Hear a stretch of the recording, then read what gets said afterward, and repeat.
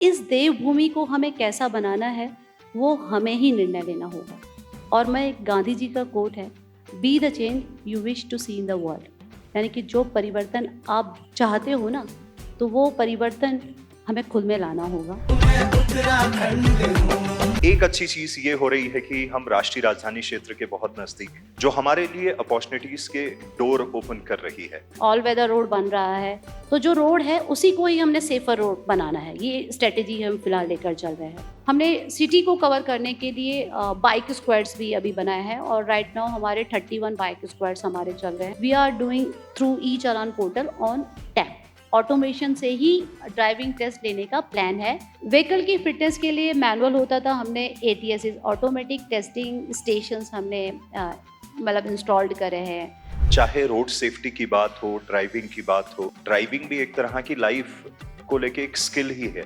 और वो ड्राइविंग चाहे वो स्कूल में लेवल पे छोटा बच्चा एक साइकिल चला रहा है से लेके फिर वो नॉन गियर का व्हीकल चला रहा है, देन गियर वाला 2 व्हीलर की, जब हम हर तरह की पढ़ाई करवा रहे हैं, क्यों ना हम इनको छोटे छोटे लेवल पे उनकी जिंदगी का हिस्सा बना दें। बिकॉज जब वो एक उम्र के बाद ड्राइविंग ट्रेनिंग स्कूल जाता है या मोहल्ले के किसी ट्रेनर से कहता है, तो इन भरी सड़कों के बीच में वो कहाँ तो लाइट देखना बताएगा, कहाँ तो लेफ्ट टर्न छोड़ना है बताएगा। उसके पास खुद भी शायद उतनी जानकारी कई बार नहीं होती, बिकॉज वो सिर्फ गियर लगाना सिखा सकता है। काव्य, आपके क्वेश्चंस मुझे बहुत मतलब रेलिवेंट लग रहे हैं और मुझे खुशी भी हो रहा है कि हम एटलीस्ट हम अनटच्ड नहीं हैं और उस फील्ड में हम थोड़ा सा कुछ कर रहे हैं।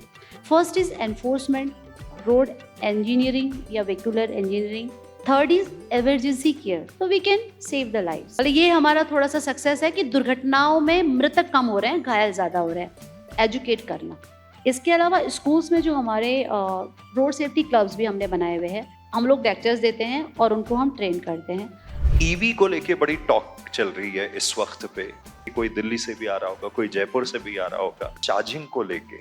फर्स्ट फेज में हमने जो हमारे UTC जितने भी बस स्टेशंस हैं उनको टेकअप किया था और GMN के गेस्ट हाउसेस को टेकअप किया था। जितने भी टूरिस्ट लोकेशंस हैं कुमाऊं की, नैनीताल को और रामनगर को वो कवर करेंगी। ये भी स्टार्ट हो गया है काम, तो फेज वाइज तरीके से हो रहा है। और छोटी कारों के लिए अभी हम प्लान कर रहे हैं, तो इस तरीके से हम इसमें थोड़ा सा तो प्रोग्रेस कर ही रहे हैं, आई थिंक सो। नहीं, बहुत अच्छा है एंड आई एम श्योर इसके अच्छे रिजल्ट्स आने वाले समय में मिलेंगे। मैं उत्तराखंड हूँ, मैं उत्तराखंड हूँ। Co-presented by Dreamers EduHub, powered by Uttarakhand Tourism Development Board and UCOST. Co-powered by Shikhar Spaces and Nectar Phytocamp. Supported by Box Infro, Adventure Partner, Trek the Himalayas. Safely driven by Transport Department Uttarakhand and official print partner Dainik Jagran. तो जितने भी लोग इस वक्त यहाँ पे physically मौजूद हैं, उसके अलावा ओहो रेडियो के प्लेटफॉर्म्स पर ऐप के जरिए ऑडियो माध्यम से और हमारे सोशल मीडिया पे वीडियो के माध्यम से, बाद में भी ओहो रेडियो के इस कॉन्क्लेव मैं उत्तराखंड हूँ सीजन 3 को जब आप देखेंगे तो आई एम श्योर आपको मजा आने वाला है। बिकॉज जिस तरह से पिछले 2 दिन के सेशंस रहे हैं, माननीय मुख्यमंत्री महोदय के साथ में हमने इसकी शुरुआत करी और उसके बाद में कहते हैं कि भाई जल के बिना तो हम सब अधूरे हैं। तो उसको लेकर उत्तराखंड के भीतर नमामि गंगे प्रोजेक्ट्स को लेकर क्या काम चल रहे हैं, उसको लेकर बातचीत हुई। उसके बाद बात आती थी सिनेमा की। तो कल का जो पहला सेशन था वहां पर एक्टर ब्रजेंद्र काला, एक्टर हेमंत पांडे और हमारी चुलबुली नटखट इन दिनों एकदम पंचायत और गुल्लक में छाई हुई सुनीता रजवार जी को आपने यहाँ पे सुना। देन साइंस को लेके यहाँ पे बात हुई, एंटरप्रेन्योरशिप्स को लेके बहुत सारे यहाँ पे डिस्कशंस हुए। और आज हम बात कर रहे हैं कि देखिए जब 25 वर्ष का ये राज्य हो चुका है तो हमें संभल के भी चलना है और अपने स्टैंडर्ड्स को जिंदगी में हाई भी रखने हैं। तो ये दोनों चीजें कैसे होंगी? ये होंगी अवेयरनेस के साथ। तो अंदाजे अवेयरनेस, ये जो आज का हमारा 3rd डे का पहला सेशन है, उसकी हम ऑफिशियली शुरुआत करने जा रहे हैं। जब हम इस कॉन्क्लेव के बारे में बात कर रहे थे कि क्या नाम होना चाहिए, हमारा ये शो था मैं उत्तराखंड हूं नाम से पिछले 2 वर्षों से, और इस बार हम इसको कॉन्क्लेव फॉर्मेट में कर रहे हैं। जब हम मैं उत्तराखंड हूं कहते हैं, आप इस टाइटल को कैसे देखती हैं? मैं उत्तराखंड हूं। मैंने यहाँ पे जो RTO enforcement and road safety जो ज्वाइन किया था, वो अप्रैल में किया था। अर्लियर मैं असिस्टेंट ट्रांसपोर्ट कमिश्नर थी ट्रांसपोर्ट हेडक्वार्टर में 4 साल से। तो तब से देहरादून में मैं रह रही हूँ। उससे पहले डिपार्टमेंट में मैं जब आई थी, मैं उत्तराखंडी हूँ, यहीं से हूँ, चमोली डिस्ट्रिक्ट से हूँ। 2009 में ARTO कोटद्वार में सबसे पहले बनी। तो पहले चूँकि गाड़ियों में सवारी करते थे, फिर गाड़ियों को देखने लगे कि क्या-क्या कमियाँ हम कर सकते हैं। तो जब ट्रांसपोर्ट कमिश्नर में गुजरती थी, तो मुझे कमियाँ लगती थी इसमें कि ये ऐसा हो रहा है और इसको हम कोई सही नहीं कर रहा है, कमियाँ दिखती थी। But when I joined here, तो देन आई रियलाइज़ कि who is the culprit? I am responsible for it. तो हमारी देवभूमि है और इस देवभूमि को हमें कैसा बनाना है, वो हमें ही निर्णय लेना होगा। और मैं गांधी जी का कोट है, be the change you wish to see in the world. यानी कि जो परिवर्तन आप चाहते हो ना, तो वो परिवर्तन हमें खुद में लाना होगा। और मेरा यही एक मतलब सबसे एक कहना होता है, ये मेरा एक खुद का एक है कि मैं इसे अपने व्यक्तित्व में ढालूँ। और मुझे लगता है कि अगर हमें उत्तराखंड को वाक़ई में आगे बढ़ाना है, क्योंकि ब्लेम करना बहुत ईज़ी होता है, टू ब्लेम अदर्स, ऐसा नहीं हो रहा है, लेकिन हम खुद क्या कर रहे हैं? तो इतना सुंदर हमारा प्रदेश है, इतना सुंदर हमारा शहर है, तो हमें वो परिवर्तन स्वयं में लाना होगा, जो हम बहुत लाना बढ़िया। चाहते हैं। दुनिया में जो आप अपने बदलाव देखना चाहते हैं, उनकी शुरुआत अपने से करिए। एंड मैं उत्तराखंड हूँ, आपके लिए यही है कि शुरुआत हमसे, हमारे राज्य को लेकर। अनीता मैम, जब हम ट्रांसपोर्ट की बात करते हैं स्पेसिफिकली, एक अच्छी चीज ये हो रही है कि हम राष्ट्रीय राजधानी क्षेत्र के बहुत नजदीक हैं, जो हमारे लिए अपॉर्चुनिटीज के डोर ओपन कर रही है। सुनने में ये आ रहा है कि बहुत जल्द हम 2-2.5 घंटे 3 घंटे में देहरादून और हरिद्वार पहुंचने लगेंगे। तो कहीं ना कहीं अपॉर्चुनिटीज हैं, लेकिन at the same time challenges भी हैं। फिर चार धाम की बात आती है, तो एक तो ये जो दिल्ली देहरादून, दिल्ली हरिद्वार के आप क्या अपॉर्चुनिटी देखती हैं और चैलेंजेस, और दूसरा पहाड़ों पे जब चार धाम पे लाखों लोग हर वर्ष आ रहे हैं, उसमें क्या opportunity and challenges? Opportunities and challenges की आपने बात किया कि चार धाम के पर्सपेक्टिव में, और जो हमारे यहाँ ट्रैफिक फ्लो बढ़ेगा, जो दिल्ली दून एक्सप्रेस हाईवे के बनने से, राइट? इसके बारे में कि क्या मुझे मतलब हमारे डिपार्टमेंट को क्या लगता है? देखिए, उत्तराखंड एक टूरिस्ट स्टेट है, तो वी कैन नॉट डिनाई। हमारा जो इकोनॉमी है, वो 6 महीना जो चलता है, वो पूरा टूरिस्ट का जितना इनफ्लो होता है, उस पे चलता है। अभी हम अपने यहाँ का, मैं एक बार रिकॉर्ड देख रही थी, तो 2000 में जब हमारा स्टेट बना, और उसके बाद 2003 में हमारा यहाँ पे डिपार्टमेंट बना, तो तब हमारे यहाँ 50,000 व्हीकल्स रजिस्टर्ड थे, 50,000 पूरा स्टेट में। और अभी हमारे यहाँ अप्रॉक्सीमेट 45 लाख व्हीकल्स रजिस्टर्ड हैं, और 15 लाख तो देहरादून में ही रजिस्टर्ड है। तो अब हमारा खुद का ही बहुत ज़्यादा है करने का। अब जब गाड़ियों का फ्लो बढ़ेगा, तो ऑब्वियसली हमको क्या-क्या चीज़ें चाहिए होंगी। पहले तो हमें रोड का, क्योंकि एक्सप्रेस वे आके आपको आशा रोडी पे छोड़ देगा, उसके आगे हम किस तरीके से उसको किस तरीके से टेकअप करें। तो रोड वाइडनिंग के मैं पहले चैलेंजेस के बारे में बताऊंगी। तो रोड क्या उसको उतने ट्रैफिक फ्लो को एब्जॉर्व करने के लिए, उसको एक तरीके से रेगुलेट करने के लिए सफिशिएंट होंगी कि नहीं, वो हमारे लिए एक बहुत बड़ा चैलेंज है कि एक साथ बहुत ज़्यादा ट्रैफिक अगर आ जाएगा। दूसरा है कि जब ट्रैफिक फ्लो अभी भी बहुत ज़्यादा है, आपने देखा होगा कि चाहे वो चारधाम है, चाहे वीकेंड्स पर हमारे जितने भी टूरिस्ट स्पॉट्स होते हैं, चाहे वो मसूरी हो, चाहे वो नैनीताल हो, या कोई भी मेला अवधि होती है, उधर कैंची धाम का मेला होता है, पूर्णागिरी का मेला होता है, तो हर जगह हमारे स्टेशन जो होते हैं पैक्ड हो जाते हैं, और हम उनको रोक नहीं सकते हैं।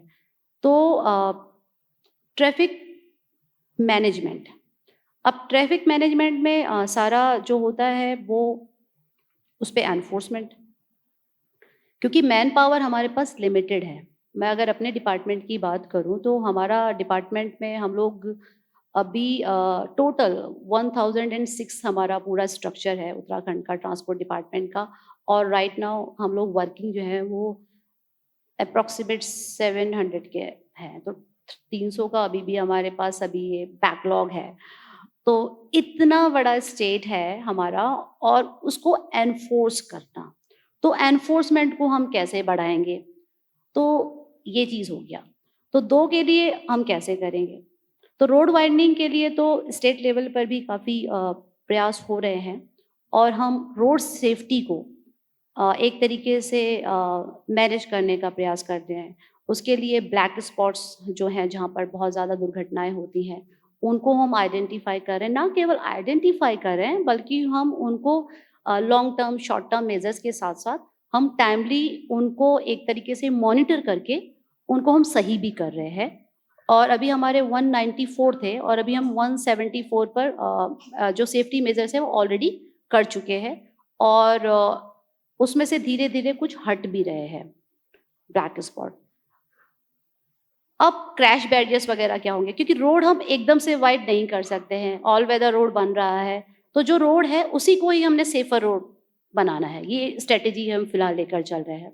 वल्नरेबल स्पॉट्स है, इसके अलावा रोड्स पर हम कहीं जो इस तरह के वल्नरेबल स्पॉट्स या ब्लैक स्पॉट्स हैं, तो हम वहाँ पर एक सर्विलांस कैमरा वगैरह लगा के कुछ इस तरह का प्रयास किया जा रहा है। तो ये तो रोड से रिलेटेड हो गया कि हम क्रैश बैरियर्स लगा दें, जिससे कि एक सेफर रोड को हम प्रमोट कर सकें। मतलब सेल्फ एक्सप्लेनेटरी रोड्स हों, रोड मार्किंग्स है या रोड साइनेजेस हैं या ट्रैफिक लाइट्स वगैरह हैं। इस तरीके से रोड को, जैसे हम किसी रूम को फर्निश करते हैं, तो एक सेल्फ एक्सप्लेनेटरी होता है, तो रोड जो भी हमारे पास, हमारा जो रोड नेटवर्क है, वो सेल्फ एक्सप्लेनेटरी हो, सो दैट कि हम कम से कम मैन पावर का यूज़ करके एक सेफर रोड को प्रेज़ेंट कर सकें। दूसरा पार्ट है एनफोर्समेंट का। एज़ आई सेड, हमारे पास we have lack of manpower. तो पहले आप लोगों ने भी देखा होगा, अभी हमारे पास एक ही एनफोर्समेंट का टीम होता था, बट नाउ अ डेज़ हमने डिफरेंट मोड में एनफोर्समेंट को मैं ट्रांसपोर्ट डिपार्टमेंट की बात कर रही हूँ, तो उसको हमने थोड़ा-सा ट्रांसफ़ॉर्म किया है। हमारे पास रेगुलर एनफोर्समेंट है, उसके अलावा हमने हाईवे पेट्रोलिंग के लिए इंटरसेप्टर स्क्वाड्स बनाए हैं, जो केवल रोड सेफ्टी, ओवर स्पीडिंग में चालान करते हैं। इसके अलावा हमने टास्क फोर्स अपनी बनाई है, जो बॉर्डर एरियाज़ को कवर करती हैं और 24/7 करती है। हमने सिटी को कवर करने के लिए बाइक स्क्वाड्स भी अभी बनाए हैं, और राइट नाउ हमारे 31 बाइक स्क्वाड्स हमारे चल रहे हैं, जो कि चालान वगैरह करते हैं। तो डिफरेंट मोड ऑफ हमने स्क्वाड्स बनाए कि आप ये करेंगे, आप ये करेंगे, आप ये करेंगे। दूसरा, हमने पूरा जो चालानिंग का अपना प्रोसेस है, उसको ऑनलाइन किया है। हमारे यहाँ कोई भी फरवरी 2021 के बाद कोई भी मैनुअल चालान नहीं किया जाता है, कोई भी manual challan. We are doing challan through e challan portal on tap. ये हो गया मैनुअल, मीन्स मैन पावर जो करेगा। लेकिन एज आई सेड, ये इतना सफिशिएंट नहीं है, तो वी आर मूविंग टुवर्ड कि हम इलेक्ट्रॉनिक सर्विलांस कैसे करें। तो अभी हमने ANPR कैमरास के थ्रू भी चालान करना, और वो ट्रांसपोर्ट डिपार्टमेंट ने ही इंस्टॉल्ड करे हैं। अभी हमारे 17 में लास्ट ईयर हो गए थे, और 14 अभी सितंबर 15 तक लाइव हो जाएगा। तो ओवर स्पीडिंग है, ट्रिपल राइडिंग है, हेलमेट है, और साथ ही डॉक्यूमेंट्स, अगर उनके इनवैलिड डॉक्यूमेंट्स है या रॉन्ग लेन ड्राइविंग कर रहे हैं, तो डिफरेंट लोकेशंस पर हम ANPR के थ्रू भी, वो टोटली ऑटोमेटिक है, मीन आपको डिटेक्ट करेगा, और ANPR आपकी नंबर प्लेट को रीड करेगा। हमारा जो वाहन का सॉफ्टवेयर है, सेंट्रल सॉफ्टवेयर, वहाँ से उसको मैच करेगा डेटा को। तो ये कंप्लीटली, होप कि मैं आपको समझा पा रही हूँ। तो इस तरीके से हम अब जो है वो इलेक्ट्रॉनिक एनफोर्समेंट के टुवर्ड्स हम जा रहे हैं। दूसरा, अब जो गाड़ियाँ आएंगी, तो उनको हम किस तरीके से सेफर बनाएं। अभी रोड की हमने बात कर लिया, एनफोर्समेंट की बात कर लिया, अभी हम गाड़ियों को कैसे सेफर बनाएंगे। तो हमारे यहाँ जो भी गाड़ियाँ रजिस्टर्ड होती हैं, कॉमर्शियल व्हीकल, तो उनमें GPS यानी कि व्हीकल ट्रैकिंग सिस्टम जो है, VLTD इज मैंडेटरी आफ्टर 2019। और उसके अलावा जो कॉमर्शियल व्हीकल्स हैं, जो 4 धाम में जाती हैं, उनके लिए भी हमने, जो अगर वो अदर स्टेट से भी आती हैं, उनके लिए भी हमने GPS जो हमारा व्हीकल लोकेशन ट्रैकिंग डिवाइस है वो मैंडेटरी किया हुआ है और उसका हमने एक सॉफ्टवेयर बनाया हुआ है और ये मुझे बताते हुए बहुत खुशी हो रही है कि हमारा डिपार्टमेंट इसमें पायनियर रहा है। अभी और डिपार्टमेंट ने भी इसको टेकअप कर लिया है, लेकिन we were the first who has initiated this with the support of NIC. तो उसका कंट्रोल रूम हमारे हेडक्वार्टर में है, तो we can monitor our means vehicles as well कि कहाँ वो जा रहा है, उसके साथ कुछ मिसहैपनिंग वगैरह नहीं हो सकती है। उसमें पैनिक बटन्स भी हैं, पैनिक बटन अगर आप प्रेस करोगे तो वो 112 पे जाता है, NERS में जाता है। एक ये हो गया। ड्राइवर्स मेन कंपोनेंट है किसी भी मतलब व्हीकल का। अगर ड्राइवर एफिशिएंट है तो we can manage any unfavourable जो भी सिचुएशन है। तो ड्राइवर एफिशिएंसी को बढ़ाने के लिए भी हम लोग काम कर रहे हैं। उसमें अभी तक आपने देखा होगा कि आरटीओ में लाइसेंस पे बहुत क्वेश्चंस होते थे, लेकिन हमने यहाँ पे जो स्टार्ट किया है अपने स्टेट में, हमारे जितने भी 21 ऑफिसेज हैं, 22 ऑफिस इंक्लूडिंग हेडक्वार्टर, लेकिन अभी हमारा पूरा स्टेट में 13 डिस्ट्रिक्ट हैं, लेकिन हमारा जो ऑफिसेज हैं वो 21 आरटीओ एंड एआरटीओ ऑफिसेज है। तो वहाँ पे जितना भी लर्निंग का लाइसेंस होता है, हमारा लाइसेंस का सारा प्रोसेस ऑनलाइन है। कोई भी मैनुअल आपने डॉक्यूमेंट आप देने की या उस तरह की ज़रूरत नहीं है, फीस सारा ऑनलाइन है और आपको केवल ऑफिस में टेस्ट लेने के लिए आना है और टेस्ट भी ऑनलाइन है, उसमें मैनुअल कुछ नहीं होना। आप लॉगिन आईडी आपको दिया जाएगा, आपके पास फ्रिक्वेंटली क्वेश्चंस आएंगे, ऑनलाइन आपका टेस्ट होगा, उसी टाइम पे आपका फेल पास जो भी है वो आ जाता है। ये लर्निंग लाइसेंस की बात हुई। अब आपने जब आप परमानेंट लाइसेंस के आते हैं, after getting a learning licence, आप एक मंथ के बाद you can apply for permanent licence और 6 मंथ का वैलिडिटी होता है उसका। तो अब ये कैसे आए? तो देहरादून में सबसे पहले करा, you might have heard about IDTR, institute of drivers and traffic research institute. हमारा IDTR देहरादून में है और ये भारत का पहला था जो कि 2011 में इनॉग्रेट हुआ था और मारुति के सहयोग से हमने यहाँ पे बनाया था। तो वहाँ पे हम फुली ऑटोमेटिक तरीके से लाइसेंस का टेस्ट लेते हैं ऑटोमेशन से, और उसमें माइक्रोसॉफ्ट का एक सॉफ्टवेयर है जो कि ट्रांसपोर्ट डिपार्टमेंट ने डेवलप किया था, हैम्स। ये 2017 में देहरादून में स्टार्ट हुआ। अभी हमने अपने जितने भी डिस्ट्रिक्ट्स हैं, जितने भी ऑफिसेज की मैंने बात किया है, तो वहाँ पर सारा ये ऑटोमेशन से ही ड्राइविंग टेस्ट लेने का प्लान है। Right now we have started in 2 more districts, 2 more offices. Haridwar में हमारा इसी तरीके से हो रहा है, ऋषिकेश हमारे 4 धाम का, दोनों ही हमारे जो ऑफिसेज हैं वो 4 धाम के मेन केंद्र हैं। तो वहाँ पर हम ये जो टेस्ट है, चाहे वो 4 धाम के लिए हो, चाहे वो ड्राइविंग लाइसेंस के लिए हो, तो हम ऑटोमेटिक ट्रैक्स पर, वो फुली ऑटोमेटिक है, उसमें आपका वीडियो एनालिटिक्स के थ्रू हम एक जो फाइनल रिजल्ट है वो जनरेट करते हैं। तो इस तरह का हम कर रहे हैं। व्हीकल की फिटनेस के लिए मैनुअल होता था, हमने ATS ऑटोमेटिक टेस्टिंग स्टेशंस हमने मतलब इंस्टॉल्ड करे हैं, और वो हमारे कुमाऊं में भी और उत्तराखंड यहाँ गढ़वाल में भी अभी सभी जगह पे ऑटोमेटिक फिटनेस के थ्रू व्हीकल का फिटनेस हो रहा है। टेस्टिंग वो फुली ऑटोमेटिक है, डिफरेंट स्टेजेस जो हम मैनुअली अपना नेकेड आई से नहीं देख सकते हैं कि बीन्स उसका, क्योंकि हम अभी तक केवल टायर का क्वालिटी उस तरह से देख सकते थे, लेकिन ब्रेक है कि नहीं, ब्रेक प्रॉपर फंक्शन कर रहा है, इंजन में कोई इस तरह का मेल फंक्शनिंग तो नहीं है, वो हम उसके थ्रू चेक कर पाएंगे। और हिल में भी फॉर फ्यूचर 4 हिल एरियाज चूंकि हमारे मेन है, तो उत्तरकाशी जो कि अगेन 4 धाम का मेन केंद्र है, और हमारा पौड़ी है जो 4 धाम रूट पे पड़ता है, कुमाऊं में, पिथौरागढ़ में और अल्मोड़ा में हम ऑटोमेटिक टेस्टिंग स्टेशंस बना रहे हैं। तो मतलब ये एक प्रयास है करने का कि इस तरीके से हम स्टेप बाय स्टेप हम इसको लेकर फेज वाइज मैनर में कर रहे हैं, और आगे भी इसको और ज़्यादा बृहद उस पे तरीके से करने का हमारा प्लान है। Thank you so much. बहुत बढ़िया मैम, थैंक यू, बहुत कमाल की इंफॉर्मेशन। जब हम चाहे रोड सेफ्टी की बात हो, ड्राइविंग की बात हो, एक्चुअली ड्राइविंग भी एक तरह की लाइफ को लेके एक स्किल ही है, बिकॉज उसके बिना अब आप अधूरे से हैं।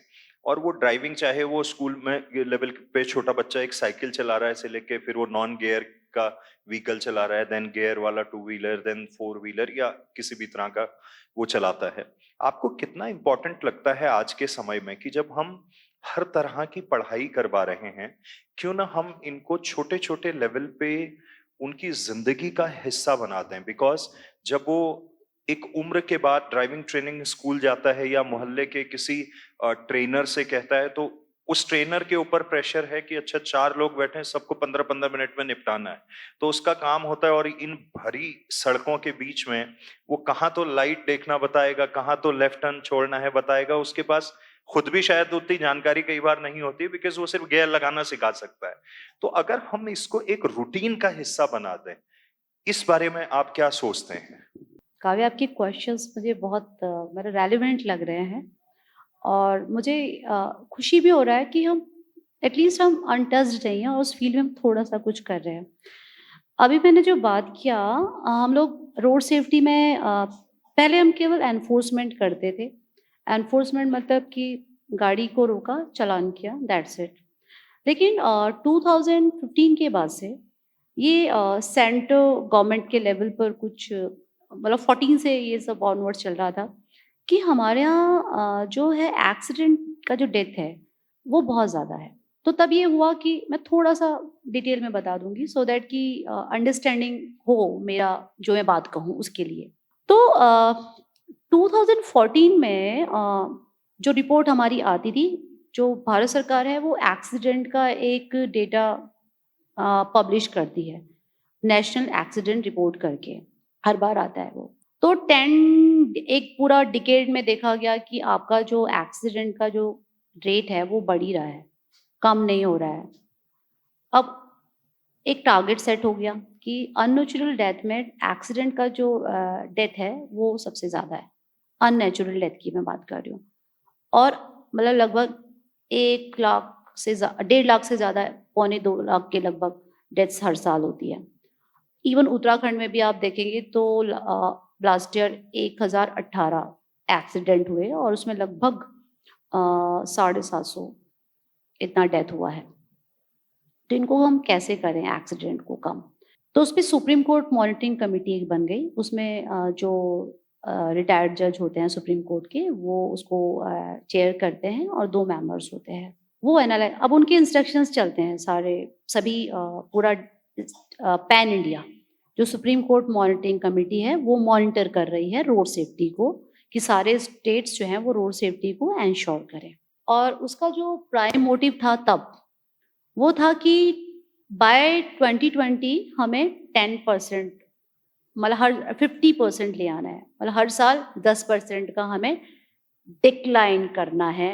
हम अनफॉर्चुनेटली हम लोग पहले 8 पे थे, फिर हम 7 कर पाए, क्योंकि आप उत्तराखंड में जानते हो ना, एक बड़ा एक्सीडेंट हो गया तो कैजुअलिटीज बहुत ज्यादा हो जाती है। छोटा एक्सीडेंट में कैजुअलिटीज कम होती हैं, लेकिन चूंकि हमारा पहाड़ी एरिया पहाड़ी है पूरा, और जो वेदर कंडीशंस होती है फेवरेबल नहीं होती है, रोड बनती हैं, स्लाइड हो गया, टूट गया। अभी इस बार जैसे कि हमने देखा, तो एक एक्सीडेंट हुआ, रेट बढ़ गया।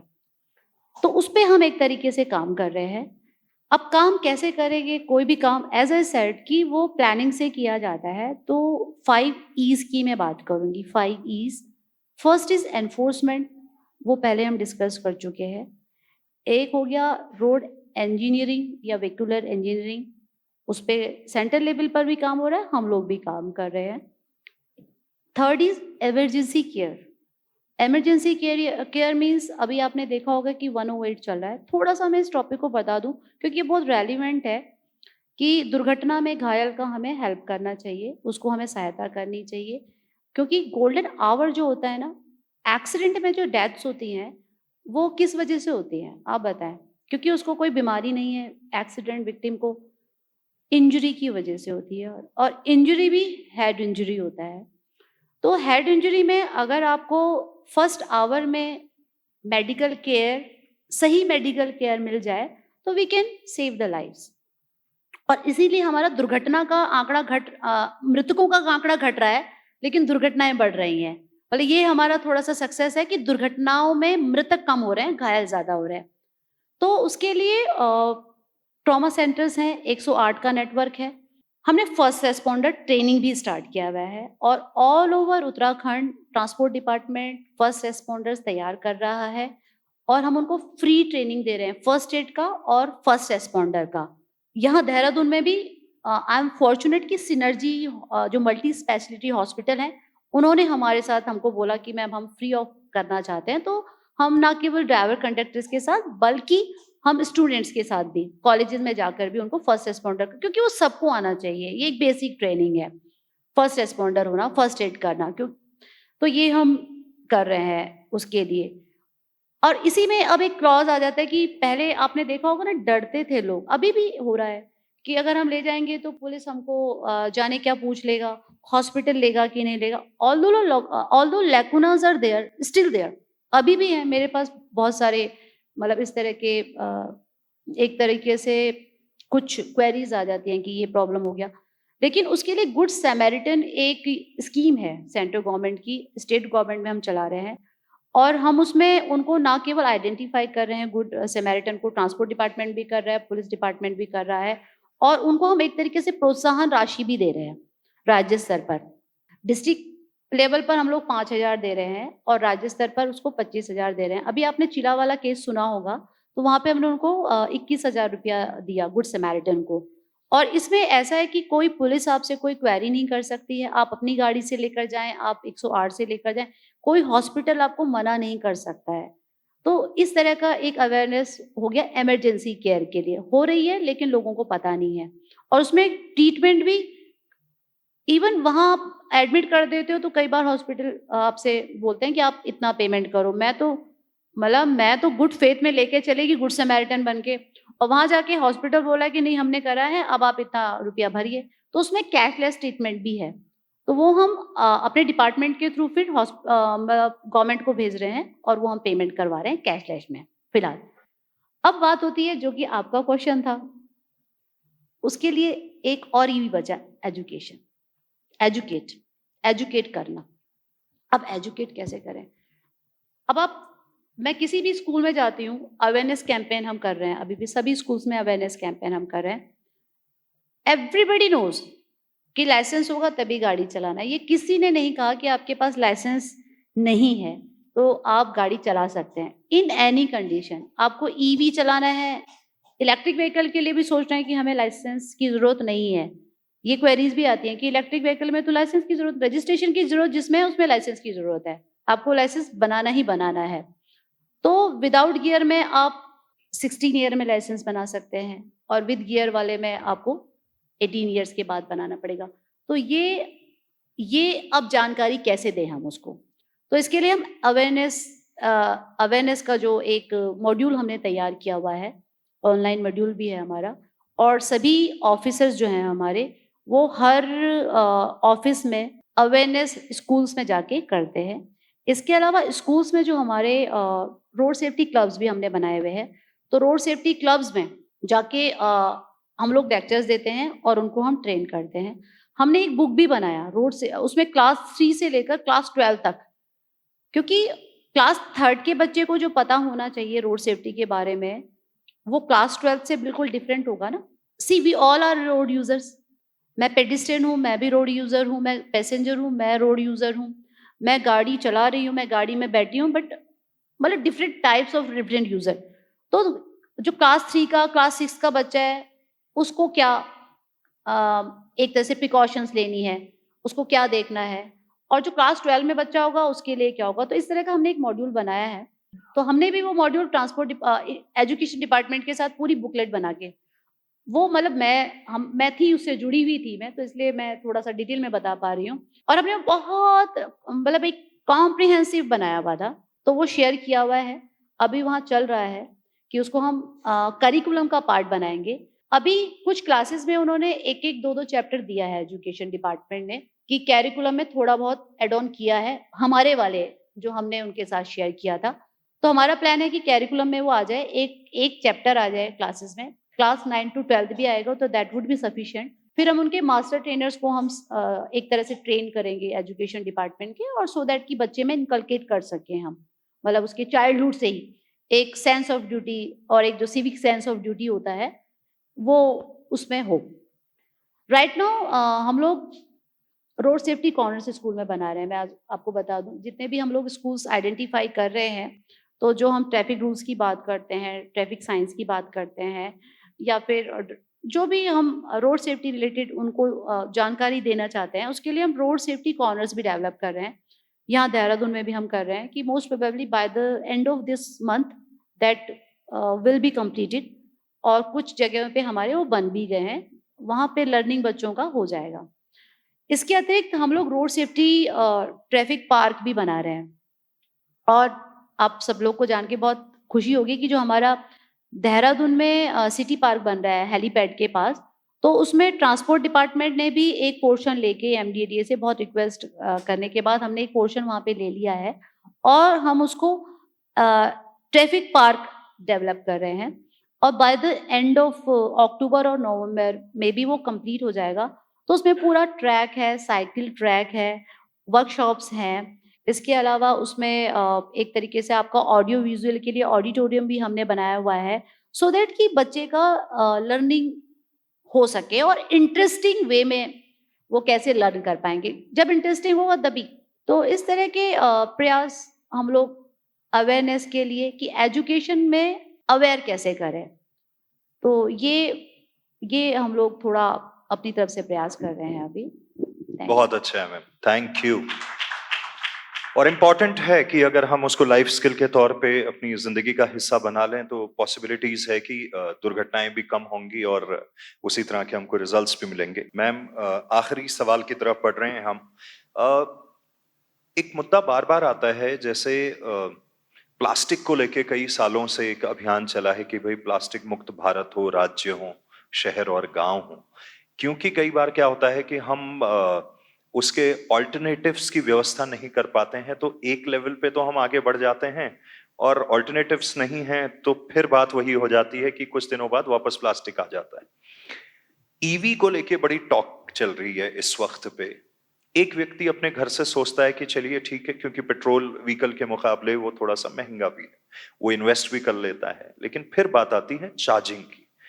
तो अपार्टमेंट्स का कल्चर हो गया है, चार्जिंग की व्यवस्था कई बार नहीं हो पाती, या चलिए अपार्टमेंट में हो भी जाए, जब वो एक लंबी दूरी पे निकलता है, और क्योंकि उत्तराखंड राज्य ऐसा है कि कोई दिल्ली से भी आ रहा होगा, कोई जयपुर से भी आ रहा होगा, तो उन ईवी स्टेशंस की चार्जिंग को लेके, क्योंकि माहौल बन रहा है, लोग खरीद भी रहे हैं, तो कहीं वो वही ना हो जाए जो प्लास्टिक के साथ में, तो ये डर कभी लगता है, या उसको लेके डिपार्टमेंट क्या सोच रहा है कि भाई किया जाए कुछ इसमें भी? योर क्वेश्चन इज अबाउट कि ईवी चार्जिंग स्टेशंस, क्योंकि ईवी व्हीकल्स को तो हम लोग प्रमोट कर ही रहे हैं, उसमें टैक्स वगैरह में रिबेट वगैरह भी दिया हुआ है, EV revolution kind of thing है।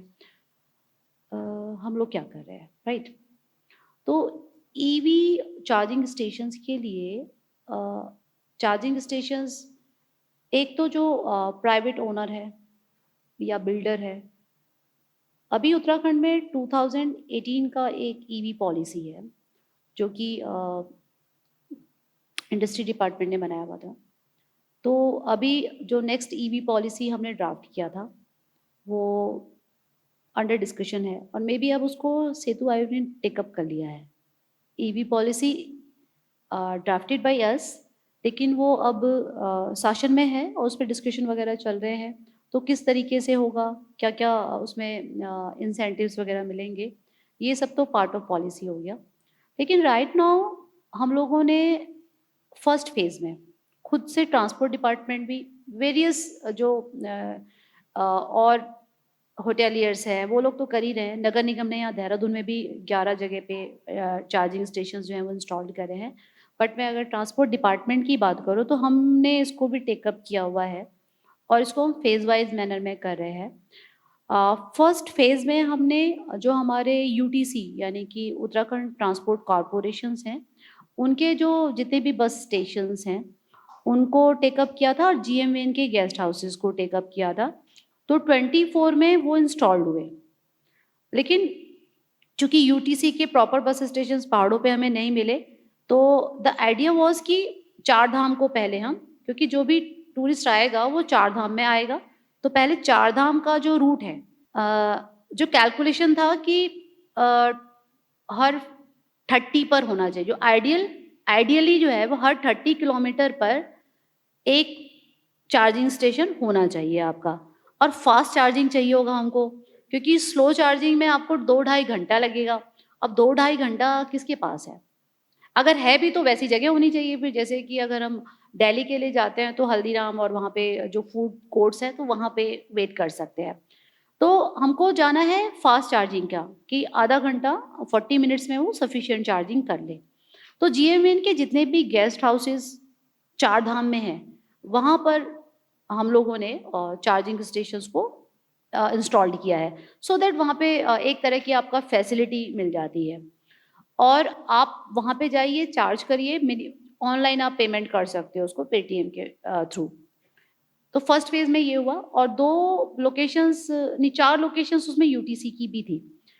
सेकंड फेज़ में हमने अभी 41 लोकेशंस को एक तरीके से उसमें ईओआई वगैरह सारा हो गया है, वो काम चल रहा है, और वो कुमाऊँ की भी हैं। जितनी भी टूरिस्ट लोकेशंस हैं कुमाऊँ की,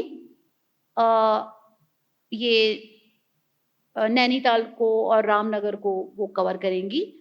तो उन लोकेशंस को, और साथ ही इधर से टिहरी और जो हमारा देहरादून वाला है, टिहरी झील के अराउंड में चंबा भी और सारा धनौल्टी वगैरह उसमें आएगा।